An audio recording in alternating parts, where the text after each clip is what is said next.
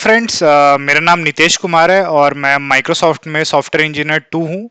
और आज हम लोग डिस्कस करेंगे लीड कोड प्रॉब्लम नंबर 1871, जो कि है जंप गेम 7, और ये मीडियम लेवल की प्रॉब्लम है। So let's not waste any time and let's start coding. तो ये है हमारा problem statement for jump game V7।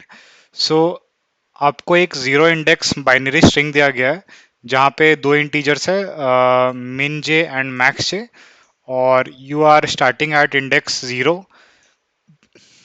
और आप इंडेक्स आई से जे मूव कर सकते हो।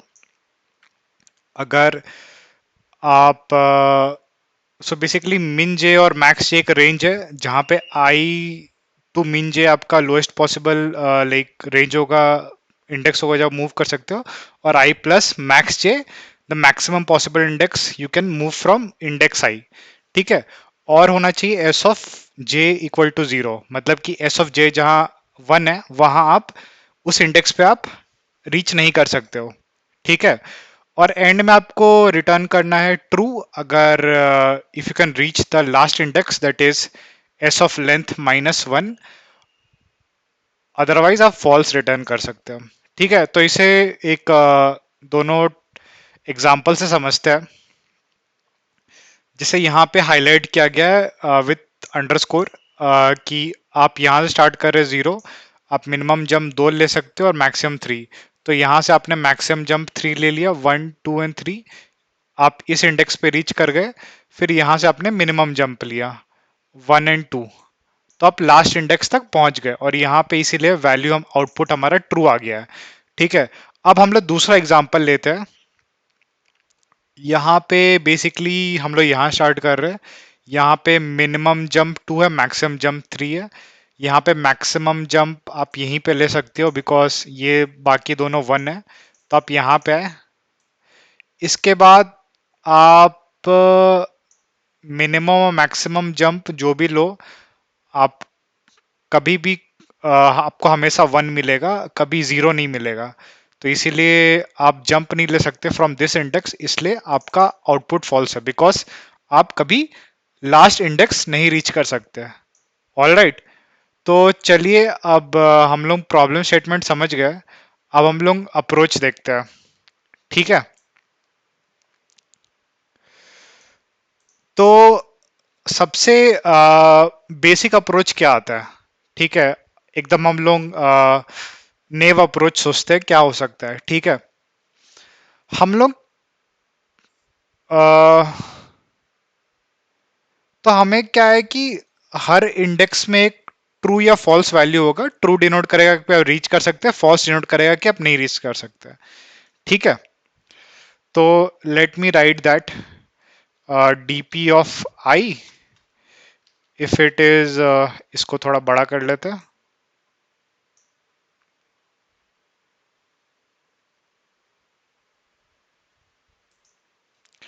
डीपी ऑफ आई ट्रू है if you can reach index I from index 0, otherwise it's a false। ठीक है। तो हमारा एंड रिजल्ट क्या हो जाएगा? डीपी ऑफ एन हो जाएगा। अगर एन मेरा लास्ट इंडेक्स रिप्रेजेंट करता है। ठीक है। यहाँ यहाँ पे एन -1 ही ले लेते हैं बिकॉज एन अगर मेरा स्ट्रिंग का लेंथ है और ये जीरो इंडेक्स है, तो लास्ट इंडेक्स n-1 हो जाएगा। ठीक है। ये मेरा फाइनल वैल्यू हो जाएगा। ठीक है। फाइनल वैल्यू ये हो जाएगा। ठीक है। तो ये हमने एक स्टेट डिफाइन कर दिया कि ये स्टेट मेरा लाइक रिजल्ट स्टोर करेगा। बट ये स्टेट का वैल्यू हम कैसे कैलकुलेट कर सकते हैं? ठीक है। तो ये स्टेट का वैल्यू कैलकुलेट करने के लिए बेसिक तरीका क्या कर सकते हैं? मान लीजिए आप इस इंडेक्स पे हो। ठीक है। जीरो इंडेक्स पे। तो आप जीरो इंडेक्स देख सकते हो कि कौन कौन से प्रीवियस पोजीशंस है जहां से आप पहुंच सकते हो। तो यहां पे आप मिनिमम जंप मार के आप यहां जा सकते हो, और मैक्सिमम जंप मार के आप यहां आ सकते हो, क्योंकि मिनिमम और मैक्सिमम जंप ये है। तो हर इंडेक्स का, for each index I you can previous possible positions are in range of I minus min j to I minus max j। यहाँ min j और max j आपका min jump और maximum jump values है respectively. ये हो सकता है similarly, जैसे यहाँ पे आप जीरो हो, यहाँ रीच करने के लिए आपका प्रीवियस पोजीशंस क्या हो सकता है, मिनिमम जंप आप यहाँ से मार सकते हो और मैक्सिमम जंप आप यहाँ से मार सकते हो, राइट। तो हम क्या करेंगे, हर इंडेक्स के लिए लूप करेंगे मिनिमम इस रेंज में, और ट्राई टू फाइंड करेंगे कि इसमें कोई भी अगर एक ट्रू वैल्यू है, इसमें एक भी अगर ट्रू वैल्यू आता है, मतलब कि हम इस रेंज में किसी भी एक इंडेक्स पे हम रीच कर सकते हैं, तो वहां से हम इंडेक्स आई भी रीच कर सकते हैं, और मैं ये लेफ्ट से राइट मूव करूंगा, ठीक है। तो ये कंडीशन हमेशा वैलिड रहेगी, ठीक है। ऑल राइट, तो इसमें हमारा इस अप्रोच में टाइम कॉम्प्लेक्सिटी क्या हो जाएगा,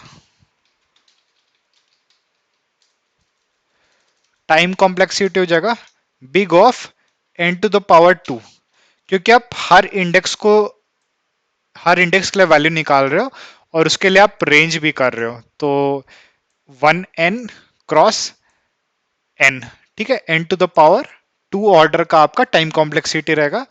space complexity it will be big of n, because आप एक single vector boolean boolean vector ले रहे हो जो आपका स्टेट स्टोर कर रहा है ट्रू या फॉल्स, ठीक है। लेकिन n to the power two ये पास नहीं करेगा, क्योंकि यहाँ पे हमारा एस लेन 10^5 है, जो कि 10^10 हो जाएगा, और that will be more than 1 second, ठीक है। तो अब हम लोग क्या कर सकते हैं, हम लोग देख सकते हैं कि हमें टाइम कॉम्प्लेक्सिटी को थोड़ा ऑप्टिमाइज करना पड़ेगा, ताकि हम हमारा कोड एक्सेप्ट हो सके, ठीक है। तो अब हम एक चीज नोटिस करते हैं कि ये मिनिमम जंप और मैक्सिमम जंप ये वैल्यू फिक्स है, ठीक है। तो एक चीज आप ऑब्जर्व करिए यहाँ पे कि अ, जैसे लेट से मैं एक एग्जांपल लेता हूं, 0 1 0 0 के, ठीक है। लेट से ये मेरा स्ट्रिंग था और मेरा मिनिमम जंप है 1 और मैक्सिमम जंप है 2, ठीक है। लेट से कि मैं इस इंडेक्स का निकाल रहा था, for for I equal to 2, तो इसके लिए मुझे कौन कौन से रेंज में देखना पड़ेगा, मुझे ये दोनों के रेंज में देखना पड़ेगा, दैट इज फ्रॉम 0 to 1।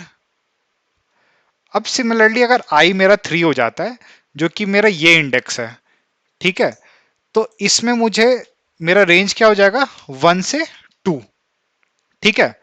तो अब आप देख रहे हो, एक चीज नोटिस कर रहे हो कि मेरा रेंज सिक्वेंशियली इंक्रीज कर रहा है, ठीक है। वहां पे उसका लेंथ हमेशा सेम रहेगा, एक एलिमेंट जो लेफ्ट में रहेगा that will not contribute to the previous possible positions as we move the index I, और एक नया एलिमेंट राइट में ऐड हो जाएगा। जैसे इस केस में मेरा 0 1 था, लेकिन जब मैं इस इंडेक्स पे गया तो मेरा ये 0 हट जाएगा और 1 0 हो जाएगा, ये नया इंडेक्स 2 ऐड हो जाएगा और ये हट जाएगा, ठीक है।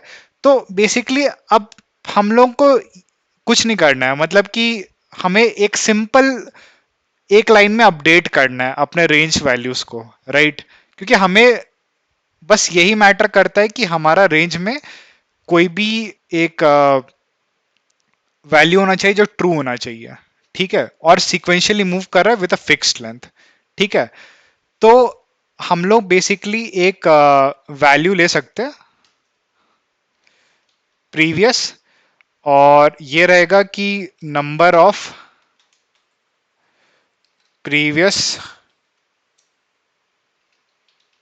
Possible positions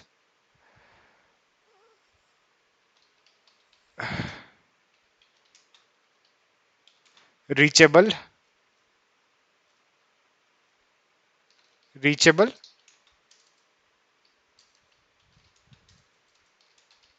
where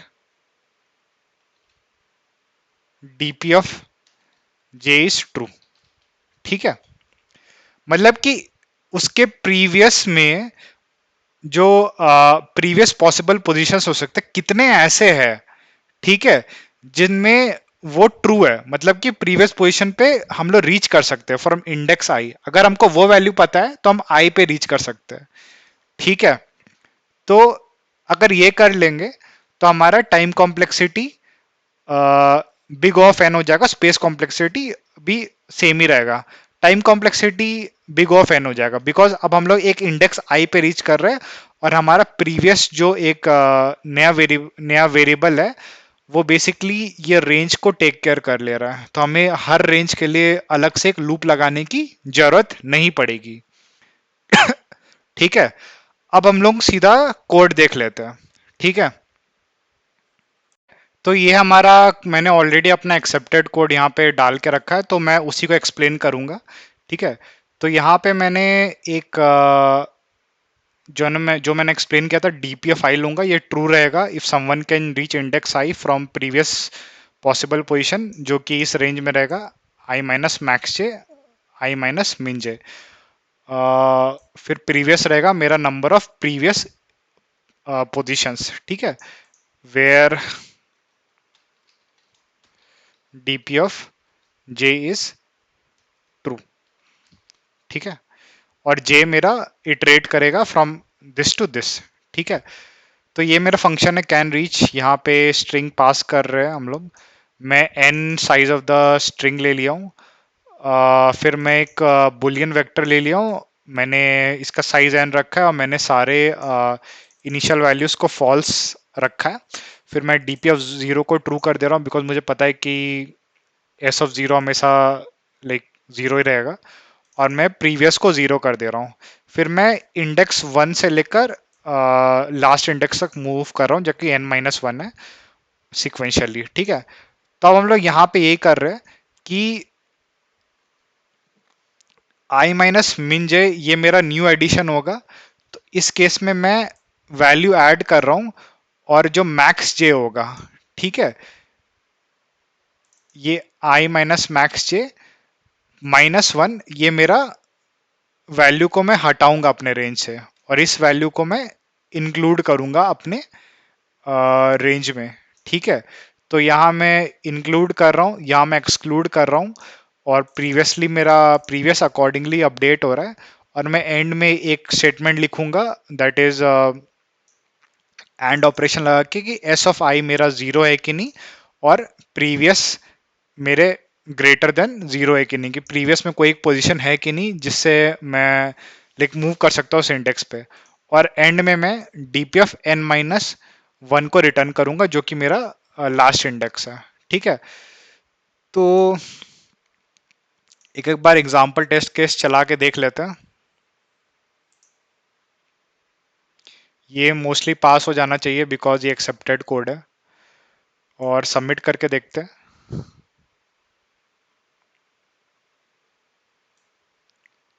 all right, तो ये एक्सेप्ट हो गया है, और